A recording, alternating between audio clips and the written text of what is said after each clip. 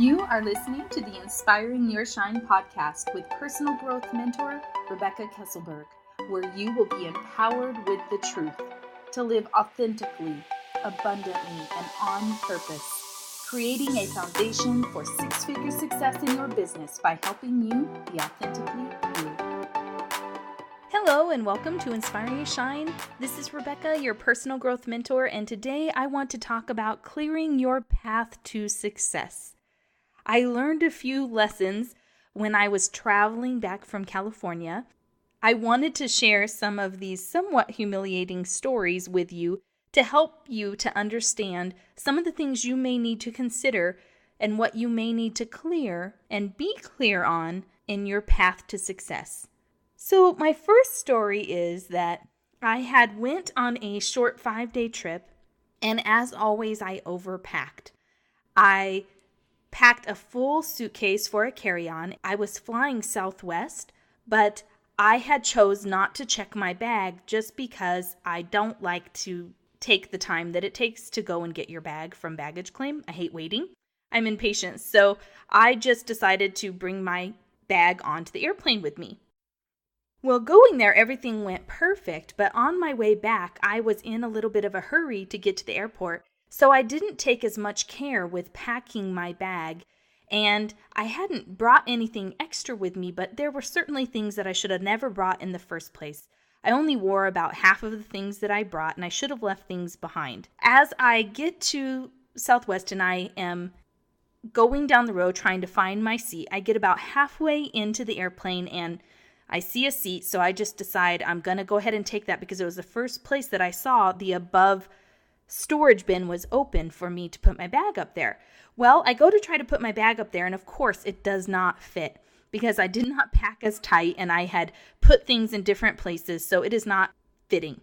I am already very embarrassed because I'm holding up the entire line. I start grabbing things out of my bag and I go to put it back up there and somebody has already taken my space. So now I have to try to find another space further down, still holding up the entire line, and I'm still struggling to get it in there. It's still a little bit tight. The lady right below where I was trying to put my stuff in was very irritated with me because she had some breakables up above her, and she was telling me, "Don't break my stuff." And I just felt like the whole world stopped. Everybody was looking at me. Everybody was judging me. I felt completely humiliated. Finally, the stewardess came and helped me to shove my bag into the thing. I could feel the energy around me that so many people were disturbed. I was so embarrassed. I melted down into my seat and I just wanted to disappear. So the lesson that I want to tell you first about clearing your path to success is along your journey, you will have to leave some things behind in order to have a smooth and successful journey. We cannot bring every single thing that we have had in the past and everything that we have volunteered for and all of the responsibilities that we have. We can't continue to do those things and get to somewhere new. So I want you to take a look at your life, and on the worksheet, I will have this laid out for you. Take a look and ask yourself, what do I need to let go of? What do I need to leave behind so that I can be successful on my journey? And beyond that, if I had taken time to put things in order, I would have never had that situation happen to me. So what do you need to put in order for you to carry on into your future and create your path to success? Because sometimes we try to keep everything the same and we start on our journey and everything is a mess and there's chaos around us. Financially, we are struggling. We are too busy. We're overcommitted. So what do you need to put in order to make your journey easier? So the next lesson I learned after I was completely humiliated about holding everybody up and not having packed properly is later on, after I had given myself grace and stopped panicking and worrying about what everyone thought about me, I spilled my water all over myself. And I just thought for sure that everybody on the plane knew what I had done. I felt ashamed all over again. And then I had to tell myself and remind myself that we all make mistakes. Likely nobody really paid attention, but the thing that I learned through this that I wanted to share with you is, are you prepared for the troubles that you're going to face along the road? Are you prepared to fail potentially or do something that other people might judge?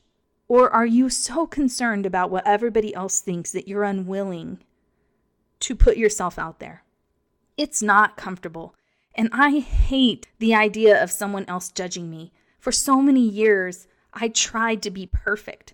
I was so hard on myself, and I tried all of the time to do everything to my best, but I would make a lot of mistakes, and so I was constantly beating myself up for every little thing that I did wrong. I talk about that in my podcast, The Mask That We Wear, so I suggest if you struggle with that, you listen to it. We have to learn to give ourselves grace, and we have to let go of being worried about what everyone else is thinking. People are always going to have judgments. We're always going to be criticized. We cannot please everybody. And we have to learn to get comfortable with that. Because the truth is, if you're so concerned about what everyone else thinks, you will never be successful. The people that make the biggest impact learn how to focus on the good that they're doing and stop beating themselves up for everything that didn't go the way they desired. So then the saga continues for me. When I get to the airport, which was Denver International Airport, it has two different sides for parking. And I had prepared ahead and taken a picture of the place where I park. But there is the east side and the west side. And I had taken so many different pictures on my phone for my vacation, I was having trouble finding it. And then I doubted whether I actually took the picture or potentially I just thought I took it and it didn't save or something because I could not find it. So I chose to trust my instincts, which was really my mistake because I have zero sense of direction. And I went to what seemed very familiar because apparently we park on that side quite often. But I went to the side and I had at this time parked all the way the furthest that you could get across the parking lot because the parking lot was so full. So it was very late at night. It was about 1 a.m. in the morning. I was tired. I needed to get up for work at 6 a.m. the next day. And I go on my journey to find my car. Of course, once I get over there, I recognize that I'm on the wrong side, but I'm so afraid of going back all the way to the other side and finding that I was actually on the right side. So I walked all along the row of cars looking for my car. And of course, I finally looked at my photos and found the photo that I had impatiently overlooked before. And I saw that, yes, indeed, I was parked on the other side. So here I go back over to the other side. And this took about a good 30 to 40 minutes. I was already tired. I already had to drive for over an hour home. And I had to get up at 6 a.m. So if I had just been more patient and prepared ahead, I would have saved myself a lot of trouble. But the thing is, when I was walking and after I had realized I went the wrong way, I was asking God, like, Lord, I know that everything happens for a reason. So I just want to ask you, why is this happening to me? And it's so interesting because then I was able to think about how to make connections to share this information with you guys and share some of my stories and the things that I struggle with, like my sense of direction. So I hope that me sharing this will help you to understand. And my point for sharing this part of me being lost along the way is that I want to ask you to check in with yourself and ask yourself, are you going the right way? What are the indicators in your life that are showing you that you are going the right way? Because sometimes we go the wrong way and we don't really know until we get there that we went the wrong way. And I just hope that whatever has happened, you have learned something. And even though you need to now change directions, you have learned a lesson, which I have, which I will never get confused about what side of the parking lot. Well, I guess I shouldn't say never, but I would hope that I would never do that again. So make sure that you are on the right path. And the best way to know if you're on the right path and you're aligned with purpose is what you're doing. Does it feel effortless? Does it feel fun? Do you enjoy it? Are you passionate about it? Do you care about the impact that it's making in the world? Is what you're doing serving other people? Because your purpose will always serve others. Next, I would like to share with you something that I learned that will also be on your worksheet is that I want you to understand that if you were to draw a triangle on a piece of paper and you drew a line from the top to the bottom of the triangle. And on one side, you were able to write down all of the things that you know. And when you're thinking about your path to success, everything that you think that you will have to encounter, every obstacle that you've tried to prepare for, and you write it all down, there will still be the other side of that triangle of all of the unknown things. We cannot predict our future. We can create it, but we cannot predict every single scenario that will happen. And sometimes we have such expectations of exactly how everything will be, or we have a plan, and when things don't go according to our plan, it completely distracts us and makes us feel sad or depressed, because unhappiness comes from when reality and expectations don't align. So sometimes we have to recognize before we begin our journey or while we are on our journey that we will never know everything that is in store for us.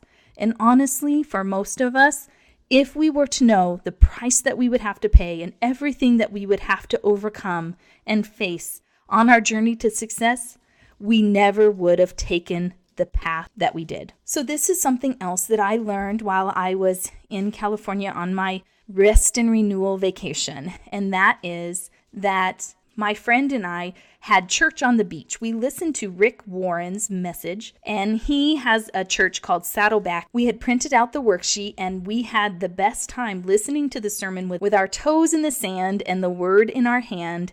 We had church on the beach, and it was incredible. I really would love to do church like that every single Sunday. The most important thing that I got out of it is the message that he was talking about. Again, it's Rick Warren, and he had a message that was talking about leaving a margin in your life. And this impacted me greatly because the problem is so often we overload our schedules and our responsibilities so much that we don't give ourselves any margin for error. We don't give ourselves any margin for time. We book everything so tight and we deplete ourselves along the way. So his whole sermon was about giving yourself margin and letting yourself have space and slowing the pace of your life. Now, for a driven entrepreneur, it can feel very uncomfortable. We're so used to pushing and working so hard to get to where we're going. We're ambitious and we're not afraid to pay the price. But unfortunately, sometimes we're going about it wrong. God had set an example for us to have a Sabbath day, to have a day of rest and renewal. And often we don't give ourselves that opportunity, but we do our best thinking and we have the most clarity and we're renewed to serve in a way that we can't serve when we're empty. So I just want to encourage you to prune your life regularly, to look at all of the things that you need to let go of, and to pay attention to the warning signs of your physical limits. Pay attention when you have stress, pain, and irritability. It's a sign that you're working too hard, you're overloading, and you're doing too much. You need to give yourself more margin. You need more space. You need to slow your pace. So refuse to overload yourself or pack your journey too full. Otherwise, you're not going to allow yourself the time to smell the roses. And although you may arrive at the destination that you seek, you may have regrets about the way that you lived your life along your journey. So I want to encourage you that you will be more successful if you take time to rest, to relax, renew your energy, to give yourself time to think and reflect on what is going right and what you might need to do differently. You will be healthier in your mind, your body, and your spirit when you give yourself margin and space. So if you want to prosper in all ways, I hope that you will learn that to clear the path to success, you need to give yourself time and renew and to take a day of rest, to relax and enjoy the journey because you were not created to toil all the days of your life. I hope that this helps you busy entrepreneurs out there and that you may have got something out of this lesson. I hope so, since I had to walk to the other side of the airport to learn it. And it is my prayer that you will prosper in all ways. Until next time, shine bright and make a difference. If you enjoyed and found value in this podcast, would you mind leaving me a review on iTunes? And I would be so grateful if you shared this with a friend. Thank you so much for listening.